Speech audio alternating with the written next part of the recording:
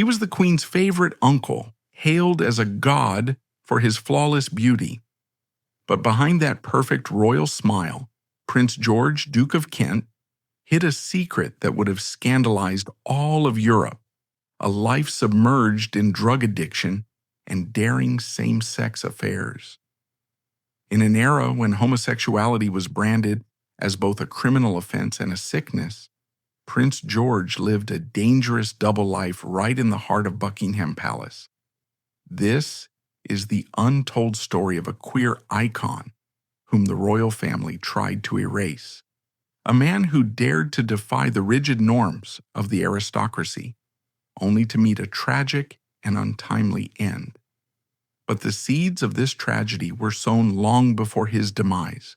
They were planted the moment he was born into a world that no longer exists, a world of gaslight and fog, of rigid social stratification, where the British Empire colored a third of the map pink, and the royal family was viewed not as celebrities, but as something akin to deities. Prince George Edward Alexander Edmund entered this world on December 20th, 1902, at York Cottage on the Sandringham estate. The setting itself was telling. York Cottage was not a grand palace. It was a cramped, gloomy Victorian house that his father, the future King George V, inexplicably loved for its coziness, while others found it stifling. It was here in this architectural oddity that a sensitive, artistic, and musical boy was born into a family that valued discipline, naval grit, and silence above all else. His parents were giants of their time, yet distant figures to their children. His father, George V, was a man of the sea, gruff, conservative, and famously terrifying to his sons. He once remarked, "My father was frightened of his mother. I was frightened of my father, and I am damned well going to see to it that my children are frightened of me." This was the emotional climate in which George grew up, a regime of fear, punctuality, and postage stamp collecting. His mother, Queen Mary, though regal and dutiful to the point of rigidity, was emotionally reserved, unable to offer the warmth a sensitive child craved. In this atmosphere, George learned the first and most important lesson of royal life: performance. He learned to present the face of the dutiful son, the naval cadet, the perfect prince, all while cultivating a rich, secret inner world, a duality that would define his entire adult life. As the fourth son, George was the spare to the spare. He was far enough down the line of succession to be irrelevant to the immediate survival of the dynasty, yet high enough to be burdened by every restriction of his rank. This position is historically dangerous.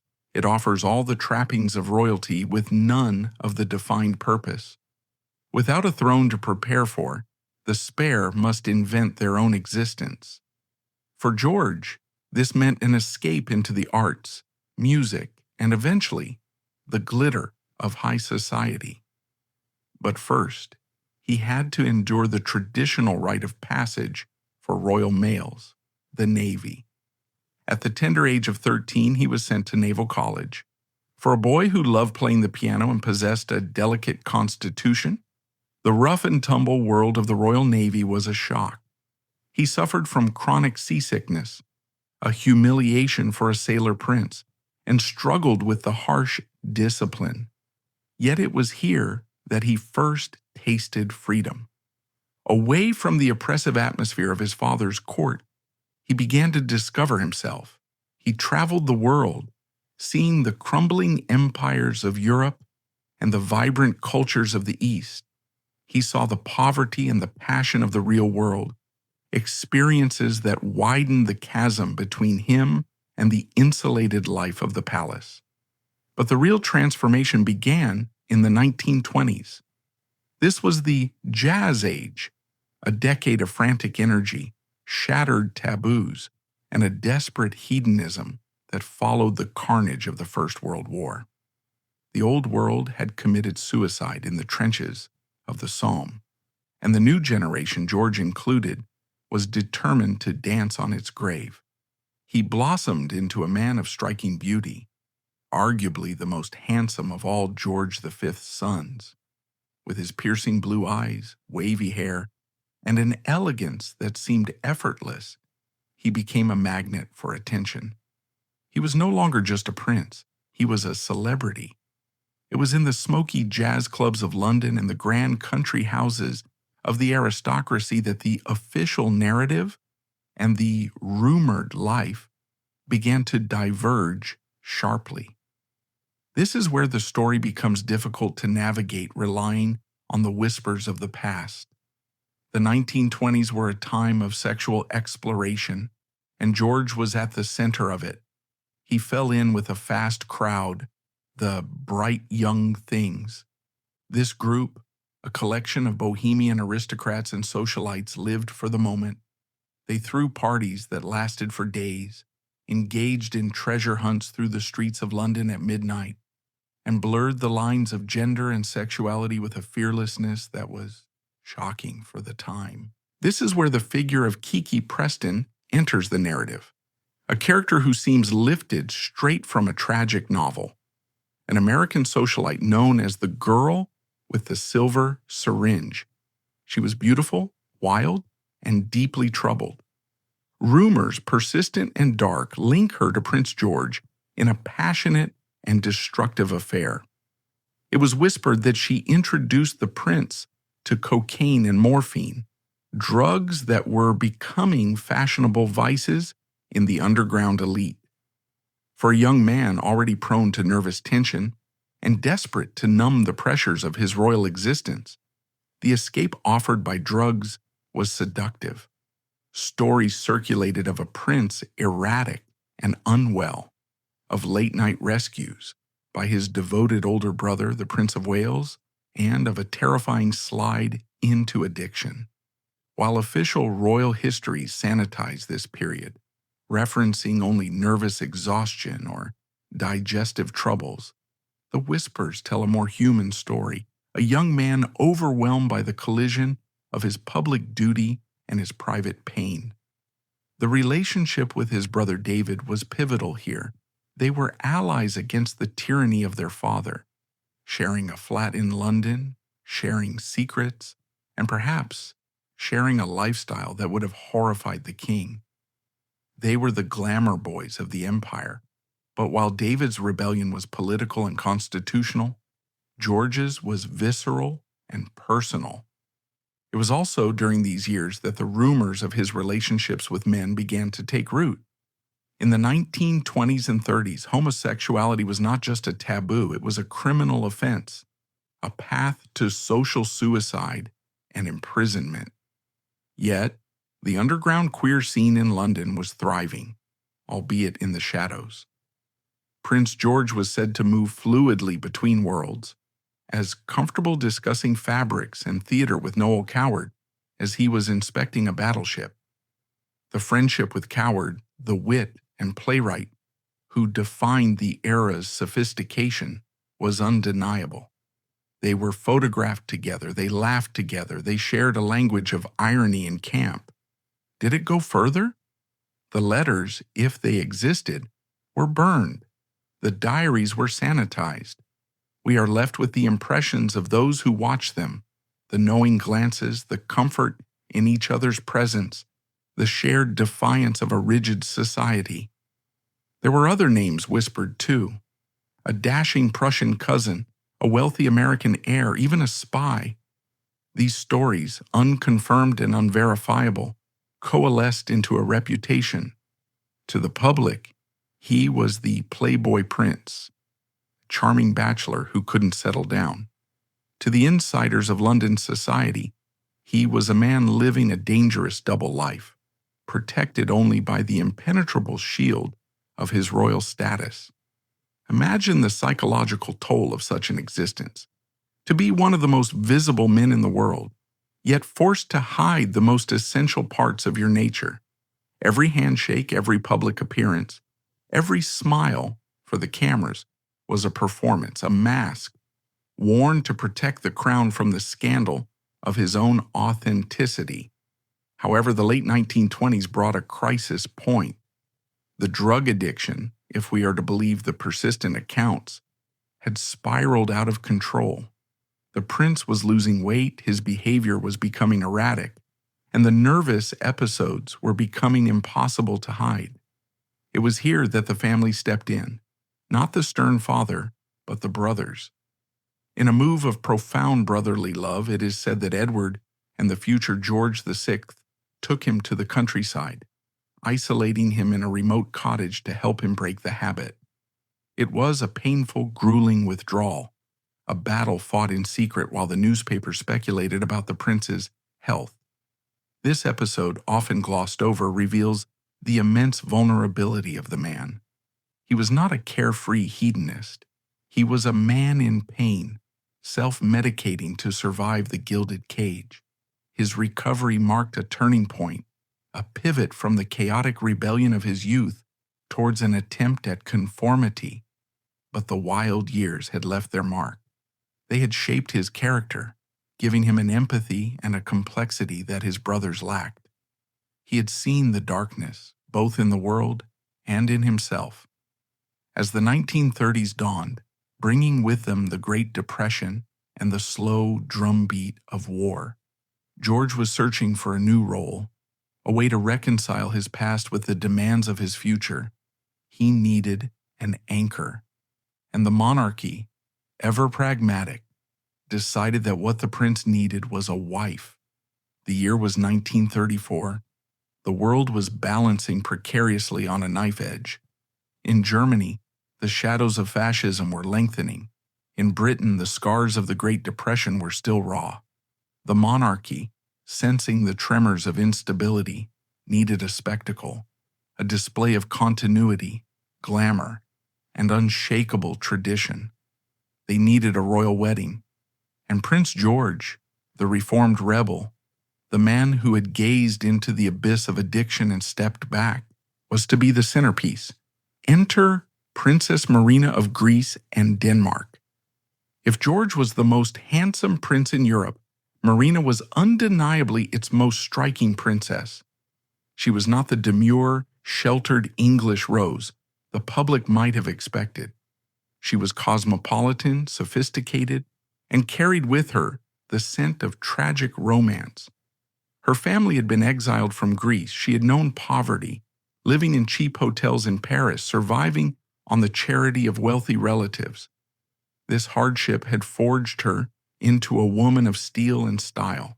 She smoked, she wore trousers, and she possessed a sharp, sardonic wit that matched George's own. When they met, it wasn't a meeting of naive hearts, but a collision of two experienced souls who understood the performance art of royalty. Their engagement was greeted with a frenzy that prefigured the modern obsession with celebrity couples. They were the it couple of the 1930s.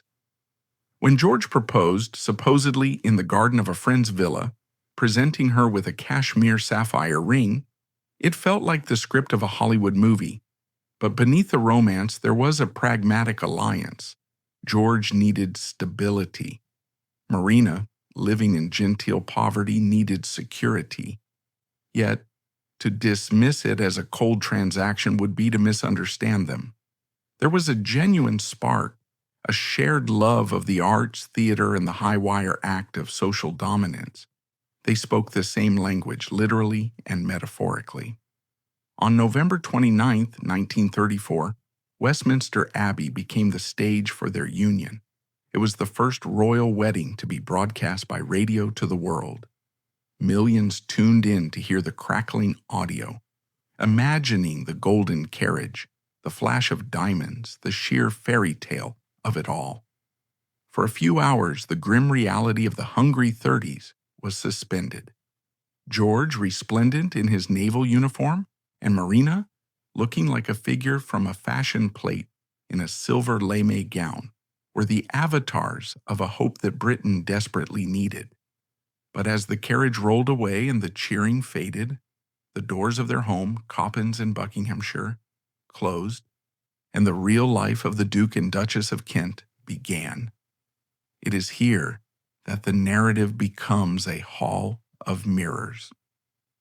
To the outside world, they were the picture of domestic bliss.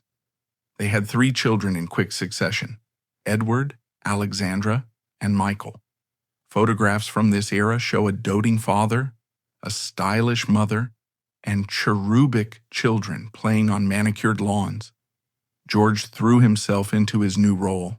He became the patron of hospitals, the grand president of charities, the dutiful royal working tirelessly for the firm.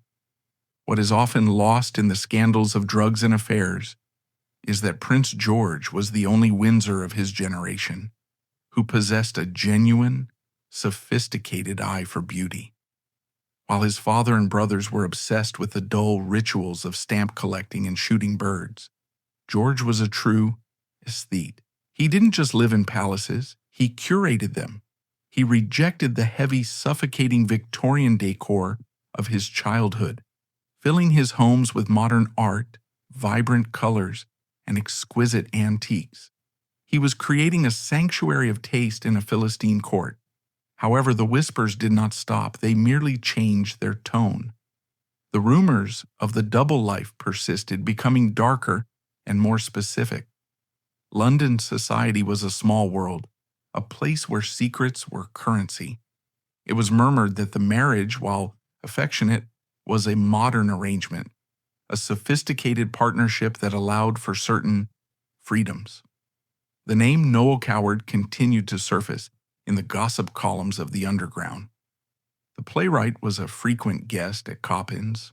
To the uninitiated, he was just a celebrity friend, entertaining the royals with his wit and piano playing.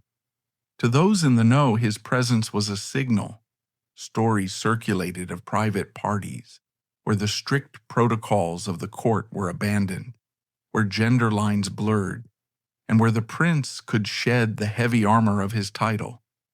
There were darker rumors, too, whispers of a blackmail plot involving intimate letters written by George to a young man in Paris, letters that had to be purchased back by the royal family for a staggering sum to prevent a scandal that would have shattered the monarchy's reputation. Did Marina know? The consensus among biographers is that she was too intelligent not to. She was a woman of the world, raised in the complex, incestuous courts of Europe. She likely understood that her husband was a man of complex needs, a man who fought demons she could soothe, but perhaps not exorcise. Their bond seemed to transcend the conventional definition of fidelity. It was a partnership of survival. They stood back to back against the world, protecting each other's vulnerabilities. But the greatest test of George's character and his loyalty was not his marriage, but the crisis that nearly destroyed his family. The abdication of 1936. When King George V died in January 1936, the buffer between the royal brothers and reality was removed. David became King Edward VIII, and the ticking clock of his relationship with Wallis Simpson, the twice-divorced American socialite, began to deafen the court. George was in an agonizing position. He loved David. David had been his protector, his savior during the drug-addled days of the 20s, his confidant in the rebellion against their father. They shared a bond that the stuttering, dutiful Bertie could never quite access. As the crisis deepened and it became clear that David would have to choose between the crown and Mrs. Simpson, George was torn apart. He spent hours at Fort Belvedere, David's country retreat, trying to talk sense into a brother who was seemingly possessed by an obsession. He saw the monarchy crumbling. He saw the pain it was causing their mother, Queen Mary. When the instrument of abdication was finally signed in December 1936, George was devastated. Witnesses described a scene of raw emotion, the brothers weeping, the sheer weight of history crushing the personal bonds of family. For George, it was a betrayal. The brother who had taught him to rebel had now taken the rebellion too far, abandoning the ship just as the storm was hitting. David sailed away into exile, leaving the stammering, unprepared Bertie to take the throne. The abdication fundamentally changed George. The Playboy prince was forced to grow up. With David gone, George became the primary support for the new fragile king, George VI. He had to step out of the shadows of scandal and become a pillar of the establishment.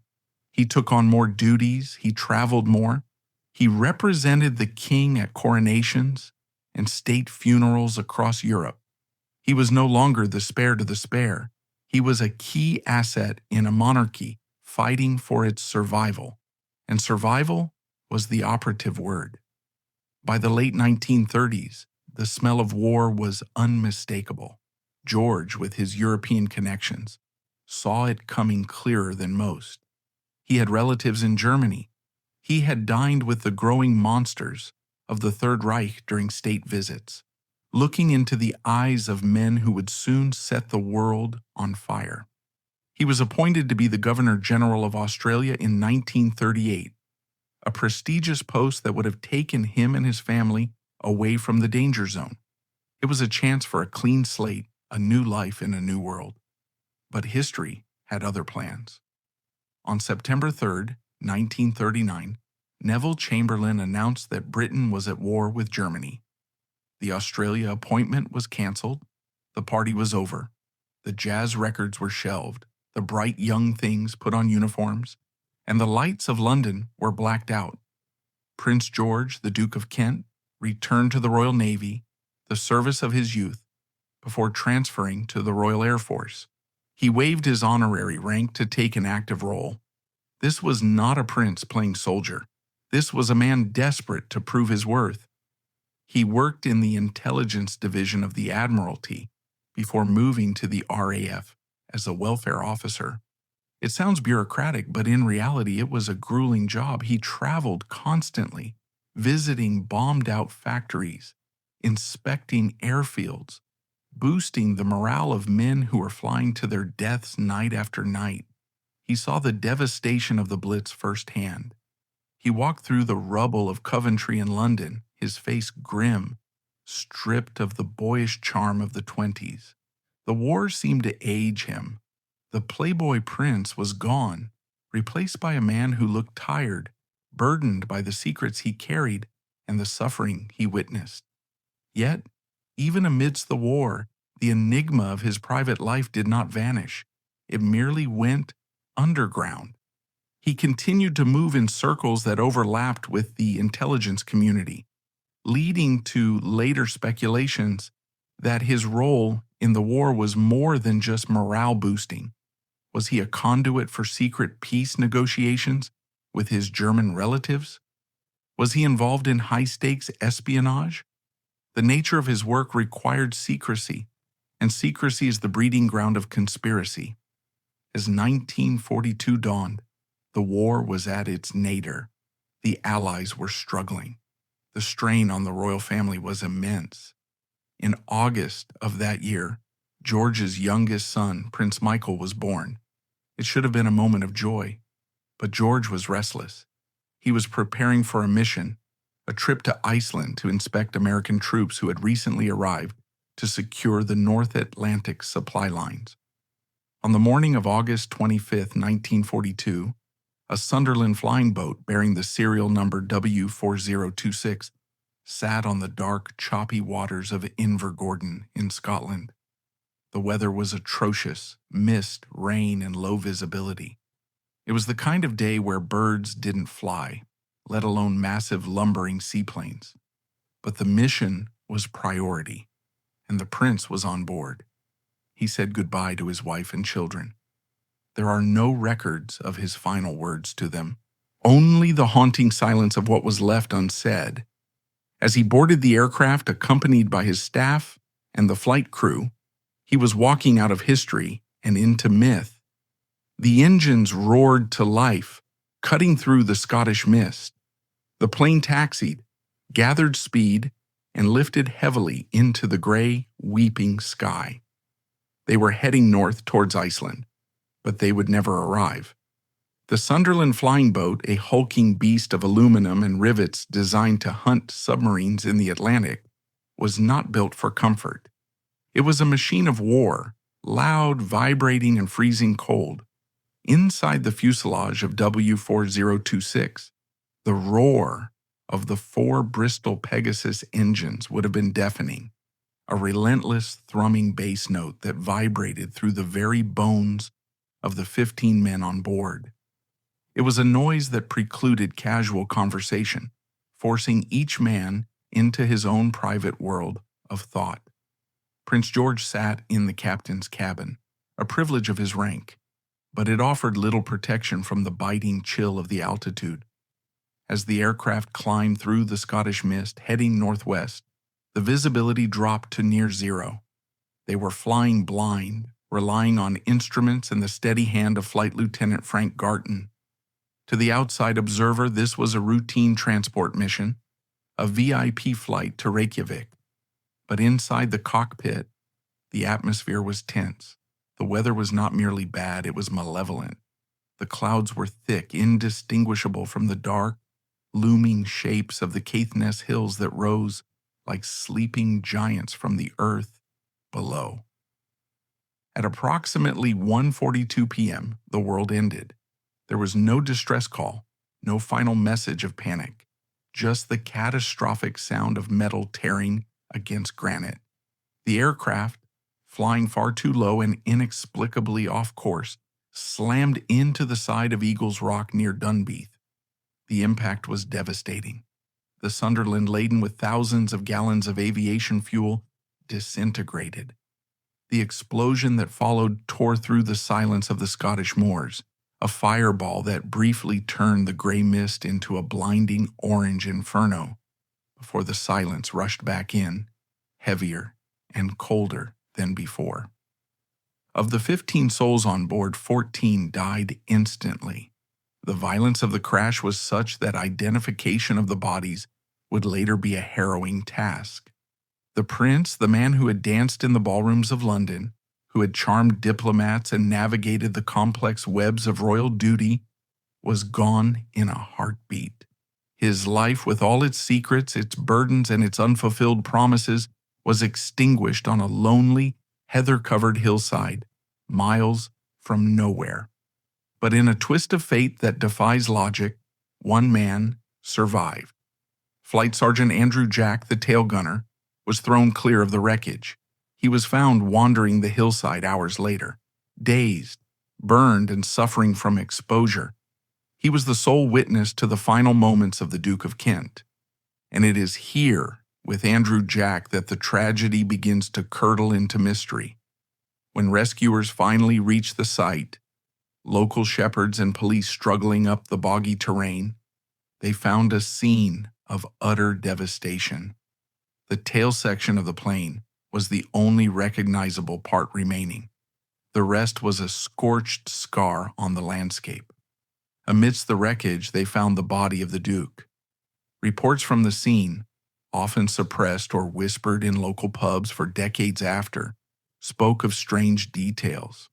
Some claimed the prince was found with a briefcase handcuffed to his wrist, the contents of which allegedly vanished before they could be cataloged. Others spoke of an extra body, a person not listed on the manifest, though this has never been officially substantiated. The news of the crash traveled slowly through the archaic communication channels of wartime Britain. When the telegram finally reached Balmoral, where King George VI was staying, it shattered the royal calm. The king, a man already weighed down by the stress of leading a nation at war, was inconsolable.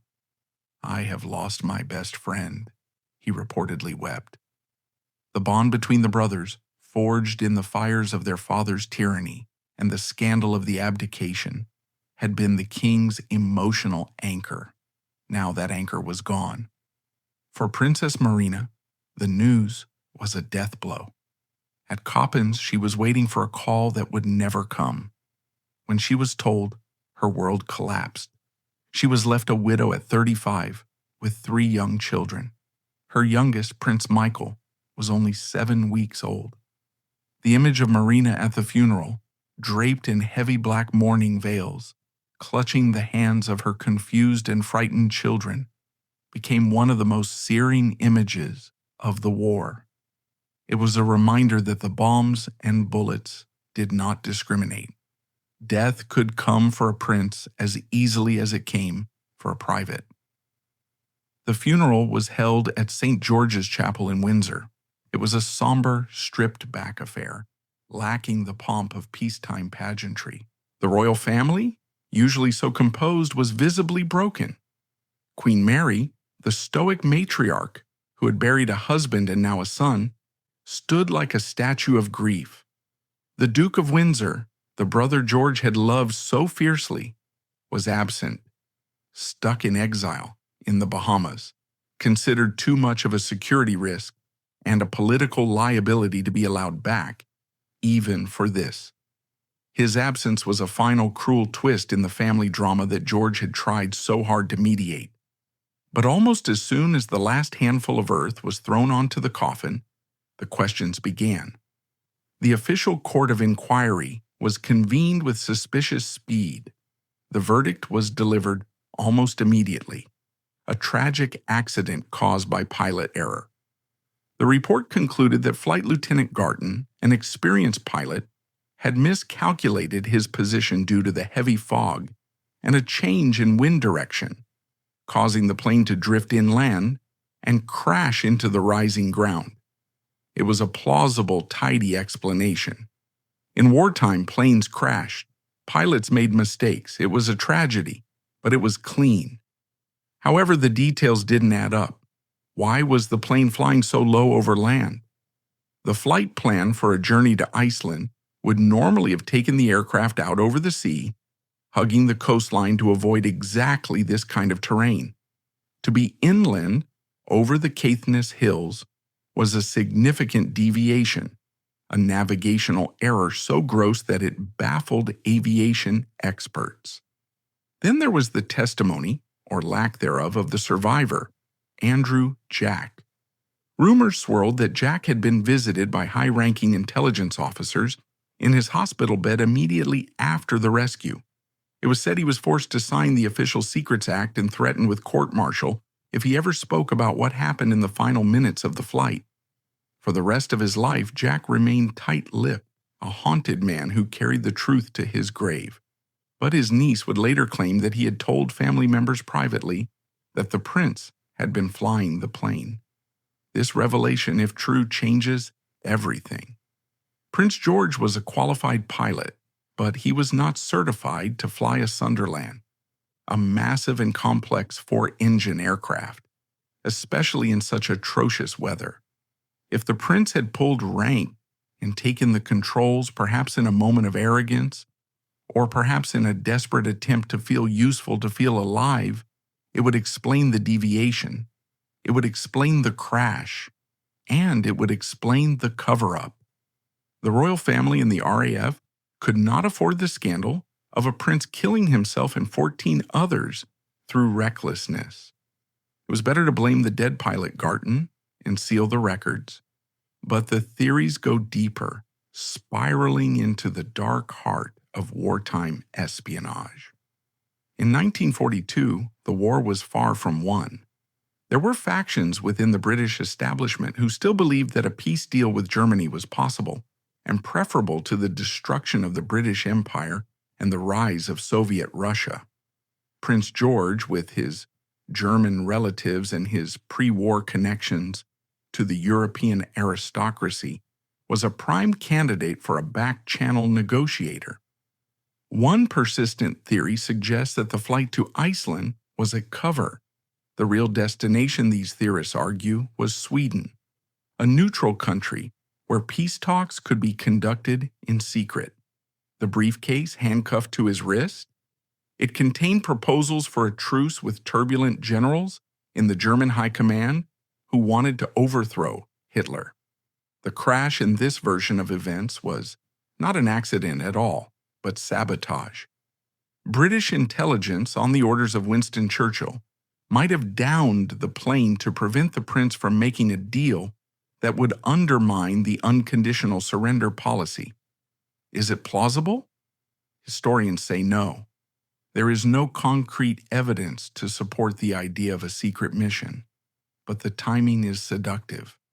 The crash occurred just a year after Rudolf Hess, Hitler's deputy, had flown to Scotland on a bizarre solo mission to negotiate peace with the Duke of Hamilton, a friend of Prince George. Was George trying to finish what Hess had started? The connection is tenuous, but in the fog of war, coincidences look like conspiracies. Another shadow looming over the crash is the figure of the extra passenger. Local witnesses at the crash site were adamant that they counted 16 bodies, not 15. Who was the 16th man? Was it a spy, a lover, or simply a miscount amidst the gory confusion of the wreckage? The official records are sealed or lost, leaving a void that imagination rushes to fill. Then there are the more salacious rumors, the ones that tie back to the prince's double life. Some whispers suggested that the pilot, or perhaps the prince himself, was intoxicated. Others hinted at a struggle in the cockpit, a chaotic argument that led to the fatal loss of control. These stories paint a picture not of heroic service, but of a chaotic, dissolute end to a chaotic life. A Great Gatsby tragedy played out against the stark backdrop of a world war. What is undeniable is the establishment's effort to shut down the conversation. The inquiry was rushed. The wreckage was cleared with unusual haste. The survivor was silenced. For decades, the crash of the Eagle's Rock was a taboo subject, discussed only in hushed tones. This silence did not protect the prince's reputation. It festered. It allowed the motif of the gay prince who died too young to merge with the mystery of the crash, creating a potent modern myth. In this myth, George becomes a martyr not just of war, but of the system itself. He is the tragic figure who knew too much, felt too much, and loved too dangerously. The crash becomes the inevitable climax of a life that was always spiraling out of control.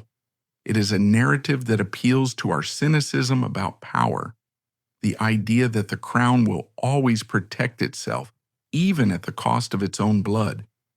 But as we stand at the crash site today, looking at the simple granite cross that marks the spot, we must ask, do we believe the conspiracy because there is evidence, or because we need the death of such a vibrant, complex man to mean something more than just a navigational error in the fog? The death of Prince George was the end of a man, but it was the beginning of a legend. As the war moved on, grinding towards its bloody conclusion in 1945, the memory of the Duke of Kent began to shift. He ceased to be a husband, a father, or a brother. He became a blank screen onto which society projected its anxieties about royalty, sexuality, and secrecy. And yet, the most profound part of this story is not the crash itself, but what it left behind. It left a widow who had to reinvent herself as the Iron Duchess, serving the country for decades with a stoic grace that masked her broken heart.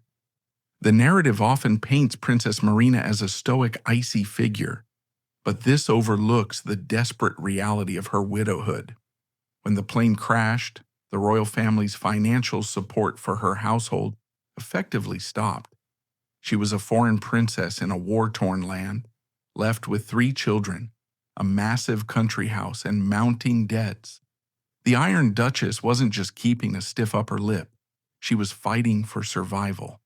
There is a heartbreaking contrast between her public appearances, always immaculately turned out, head held high, and the private humiliation of having to sell her husband's wine cellar and her own personal treasures at Christie's just to keep the lights on.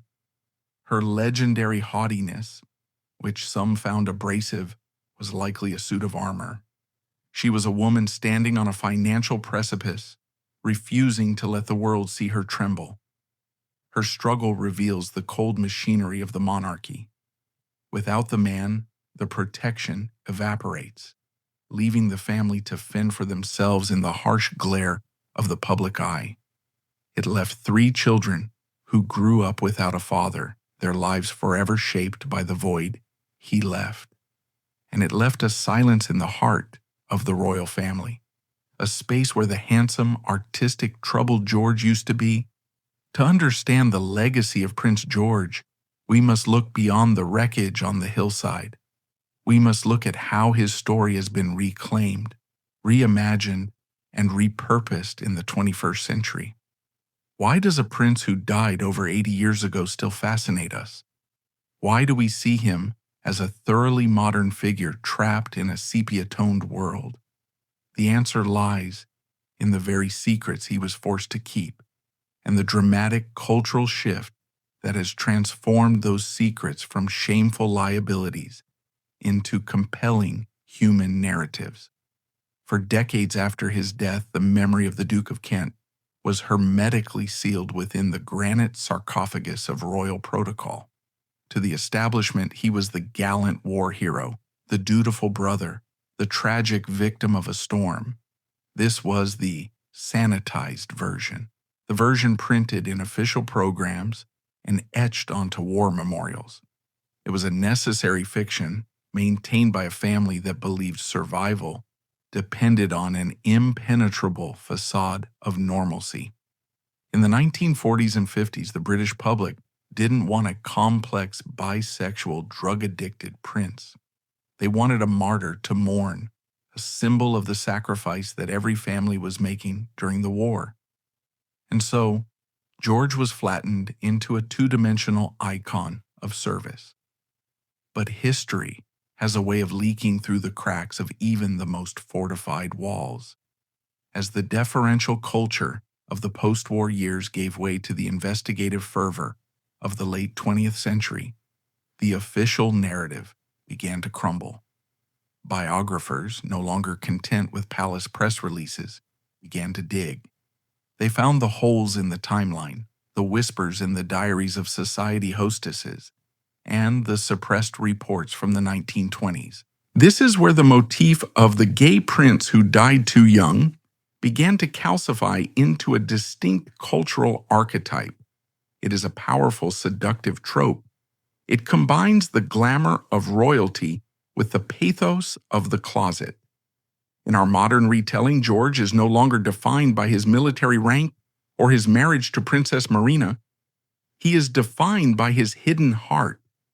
He has become a historical avatar for the lost generation of queer men. Men who lived, loved, and died in the shadows, their true selves criminalized by the very state they served.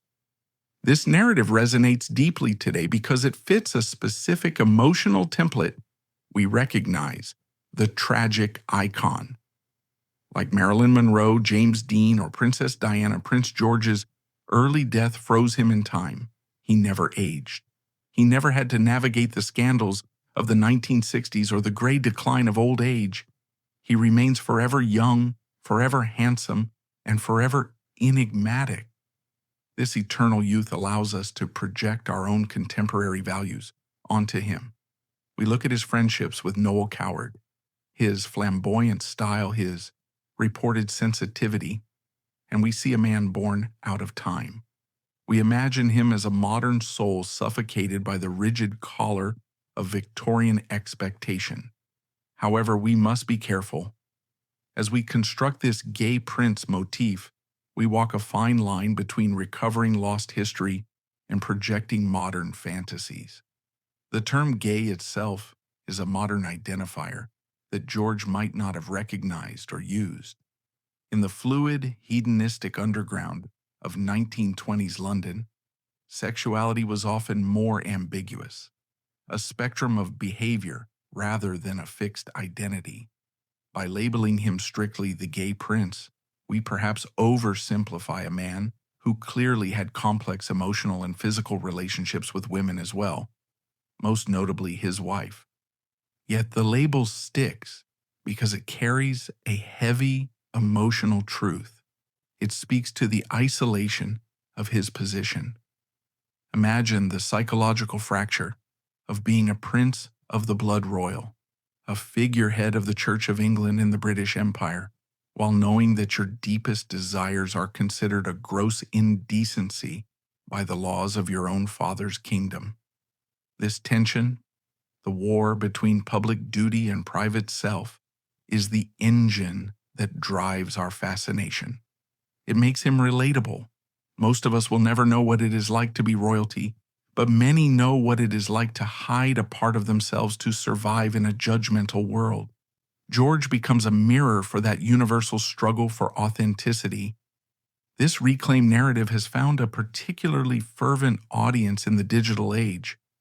On platforms like YouTube, TikTok, and in the comments sections of royal forums, George's story is dissected with the zeal of a true crime investigation.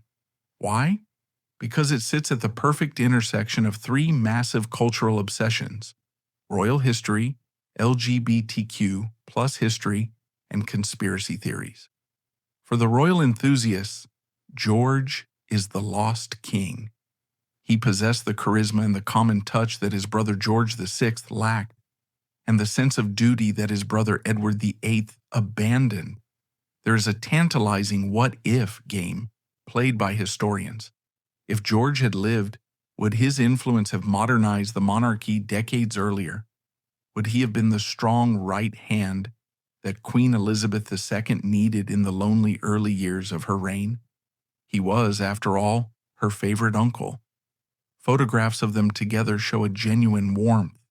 He was the fun, dashing uncle who brought a spark of joy into the somber court. His death left a vacuum in the family dynamic that Prince Philip would eventually fill, but the loss was personal and profound for the future queen. For the LGBTQ+ community, the interest is about reclamation. For centuries, queer history has been erased, burned, or euphemized. Terms like confirmed bachelor or he never married were used to paper over the truth. Uncovering the story of Prince George is an act of historical justice. It is a way of saying, we were here, even in the palaces. It humanizes the monarchy, stripping away the divine right and revealing the flesh and blood struggles underneath.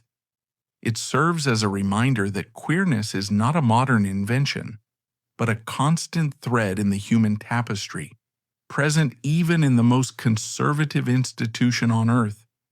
And for the true crime mystery crowd, the crash of the Eagle's Rock is an irresistible puzzle. It has all the elements of a noir thriller: a misty mountainside, a secret mission, a silenced survivor, and a vanishing briefcase. The lack of definitive answers acts as a vacuum, drawing in speculation. In an era where trust in institutions is low, the idea of a government cover-up in 1942 feels plausible, even likely.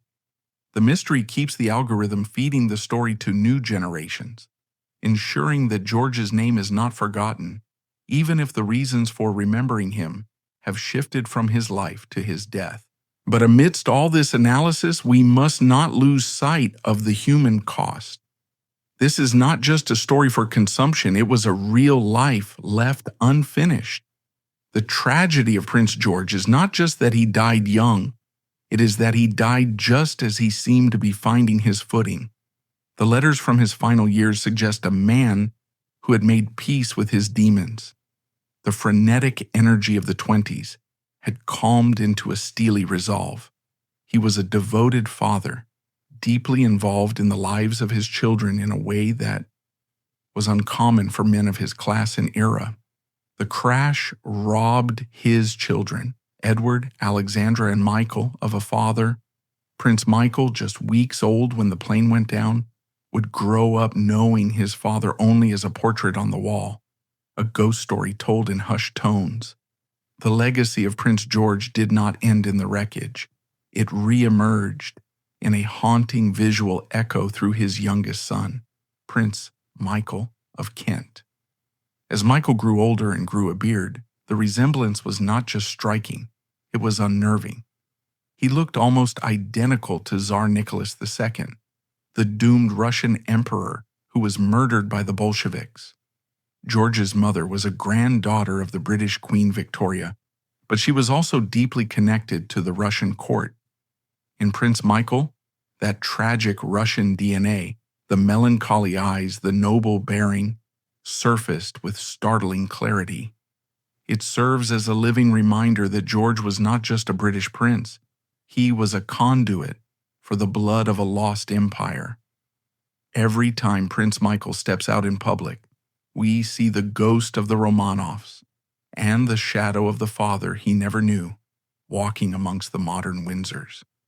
The burden of his legacy fell heavily on his eldest son, Edward, who became the Duke of Kent at the age of 6. Imagine the weight of that title inherited through such violence. The current Duke has spent a lifetime serving the crown with quiet, uncomplaining dignity, a living testament to the duty his father died performing.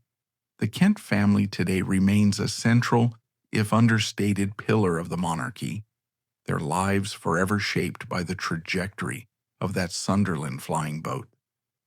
In the quiet corners of the royal archives and in the memories of the few who are old enough to remember the world before 1942, Prince George exists not as a scandal, but as a ghost of what might have been. To fully grasp the magnitude of his loss, we must indulge in one final, painful exercise of imagination, the great what if. Had the mist over Caithness been just a little thinner, or the pilot's hand a fraction steadier, George would have returned from Iceland. He would have seen the end of the war. He would have stood on the balcony of Buckingham Palace on VE Day, likely the most handsome and relieved man in uniform, standing beside his exhausted brother, the king. His survival would have changed the internal chemistry of the monarchy in profound ways. When King George VI died prematurely in 1952, crushed by the stress of the crown, a 25-year-old Princess Elizabeth ascended the throne. She was isolated, surrounded by elderly courtiers, and a rigid establishment that viewed her gender and her youth as liabilities. Her husband, Prince Philip, was viewed with suspicion by the old guard. In this lonely vacuum, George would have been invaluable. He would have been the bridge, the senior royal male who understood the weight of tradition, but also possessed the modern, artistic, and empathetic touch that the new Elizabethan era desperately needed. Furthermore, his death rippled into the next generation. Consider the young Prince Charles, sensitive, artistic, and perpetually misunderstood by his rough-edged father, Prince Philip. Had George lived, Charles would have had a great uncle who spoke his language. George was the only senior royal who understood that a man could be artistic and dutiful, sensitive and strong. He would have been the perfect mentor for Charles, a buffer against Philip's naval discipline. Furthermore, imagine George in the era of Princess Diana. As an outsider who married into the firm and struggled with its rigidity, George would have been a natural ally for the isolated princess. His absence stripped the family of its emotional translator, leaving the sensitive souls of the next generation to wither in the cold vacuum of protocol. Instead, his absence left a void that could never be filled. The family lost its most culturally literate interpreter. They lost the man who knew how to speak to the outsiders because, in his heart, he was one of them. This is the tragedy that ripples forward in time. The monarchy became stiffer, more insulated, and more fragile without his fluid influence. We see in his story the fragility of institutions. They look permanent, carved in stone, but they are sustained by the fragile heartbeats of the people within them. Ultimately, Prince George acts as a prism through which we view the fractured light of the 20th century. He was a man with a modern soul trapped in a rigid institution, attempting to live fully in a world that demanded he only exist partially. His story, a tapestry of glamour, duty, addiction, and tragedy, reminds us that history is not merely a record of dates and battles, but a collection of human hearts, often breaking in silence. Whether he died by accident or by design, the Duke of Kent remains the House of Windsor's most beautiful and haunting enigma. We tend to view history as a series of inevitable events, but the story of the Duke of Kent teaches us that history hangs by a thread, or in this case, by a few feet of altitude. Had the pilot of that Sunderland flying boat flown just 100 feet higher, the plane would have cleared Eagle's Rock. George would have returned home. The Iron Duchess would never have had to sell her furniture. The Queen would have had her favorite uncle by her side during the lonely years of her reign. The crash reminds us that the difference between a golden age and a tragedy is often just a patch of fog and a split-second decision. Beneath the granite cross on that Scottish hillside lies not just a man, but a lost timeline. A warmer, more vibrant future that was extinguished in the mist, leaving us with nothing but the silence of what might have been. We encourage you to look beyond the official portraits and official silences. For in the shadows of the past, amidst the whispers in the wreckage, the real complex human story is waiting to be found.